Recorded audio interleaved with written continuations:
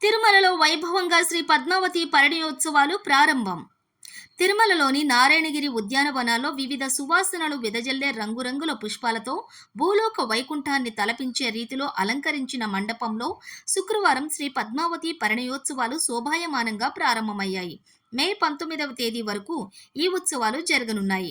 శ్రీ పద్మావతి పరిణయోత్సవాల్లో మొదటి రోజు అంటే వైశాఖ శుద్ధ నవమి రోజైన శుక్రవారం నాడు శ్రీ మలయప్ప స్వామివారు గజవాహనాన్ని అధిరోహించగా ఉభయ నాంచారులు పల్లకీపై పరిణయోత్సవ మండపానికి సాయంత్రం 5:30 వేంచేపు చేశారు.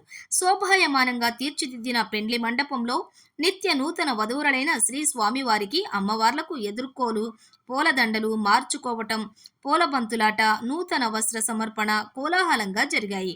ఆ తరువాత శ్రీ స్వామివారికి కొలువు జరిగింది. పిదప అర్జిత భక్తులకు వస్త్ర బహుమానం, ప్రసాద వితరణ జరిగింది. ఆ తరువాత శ్రీదేవి భూదేవి సహితుడైన స్వామి బంగారు తిరుచ్చిపై అశేష భక్తజనం మధ్య ఊరేగుతూ ఆలయ ప్రవేశం చేయటంతో తొలి రోజు వివాహ వేడుక ఘనంగా ముగిసింది.